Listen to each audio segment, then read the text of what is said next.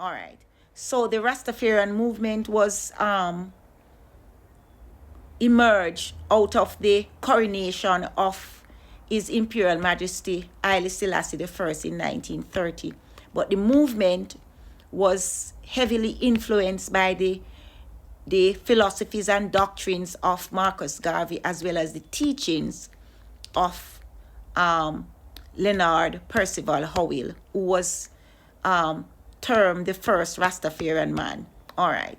Now, conditions in Jamaica in the 1930s was that at that time there was the Great Depression, which affected global economies. And it made the situation in Jamaica even worse because um, our economy was mainly agriculturally based. So you find that most black Jamaicans still worked on the sugar plantation and on the banana plantation, and their wages were low. And many migrated to the city in the 1930s and before, and they would find some kind of refuge at a place called Wall, which was on the outskirts of the city center. And this was an informal squatter settlement which had no sanitation, no water, no electricity. All right, and poor, and many persons coming from rural Jamaica, because their bus would leave them in city Kingston, in the heart of the city. The Wall was on the outskirts of the city. It was the nearest place to find refuge, and you find that Rastafarian culture was cultivated there out of these depressed circumstances, right? And at that time, Jamaica was still a colony, so you find that they had a British governor, and they were dealing with most of the population were poorly educated and disenfranchised. Most could not vote, and high unemployment. And so they felt that the system had failed them. And so you had people who were disgruntled, and there was an underlying tension in the society because these people felt as if the system was not in any way helping them. They were also landless, right? So you find that man like Leonard Percival Howell, he traveled overseas and he returned to Jamaica in the 1930s, but he was exposed to the teachings and philosophies of Marcus Garvey. So when he came back, it is said that he lived in Central America, United States, and possibly in India as well. And when he came back, he began to teach that Haile Selassie I was in fact God incarnate, or Jah, right? Also, he preached about repatriation to Africa, and he also spoke about that people should reject colonial rule and reject the king, right? As a result of his teachings, he was charged with sedition and sentenced to 2 years in 1934, right? However, in spite of all of this,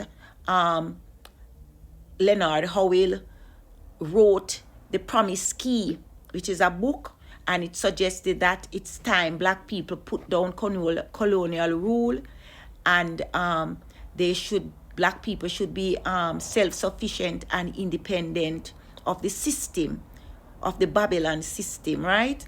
And so, as a result, as I said, he was charged with sedition. Now, the Rastafarian movement picked up momentum at this time, and it actually drew its influence from Garveyism, and also it saw that the colonial authorities were not in any way trying to help the black masses. They had very limited access to education and health services at the time. So over time, the movement grew in spite of all of that, because Leonard Howell formed the Pinnacle Commune in the hills of Sligoville in St. Catherine, and he had many Rastafarians, and a lot of the persons who lived at Bakawal, right, in the informal settlement, joined him in his commune in St. Catherine, where they practice organic farming, self-sufficiency, and communal living, and African spirituality, and so over time the movement grew. The police would harass the Howell and his group of men in Sligoville, and by the 1950s they had broken up the community, but the Rastafarian still prevailed and grew. And you find that today you have different sect of Rastafarian. You have the Nyabingi sect that they deal with chanting and drumming, and they believe that Selassie is God. Then you have the Bobo Ashanti, which was formed by Prince Emmanuel Charles Edwards in the 1950s. They practice a kind of communal living as well, and they dress, they believe in priesthood. So their dress code, they would dress in gowns and so on. Then you have the 12 tribes of Israel. They are more tolerant. It was formed by Dr. Vernon Carrington in 1968. And they are more inclusive. They do not believe that Selassie is God. They believe that Jesus, or Yeshua Christ, is in fact the Messiah. And they read from the Old and New Testament.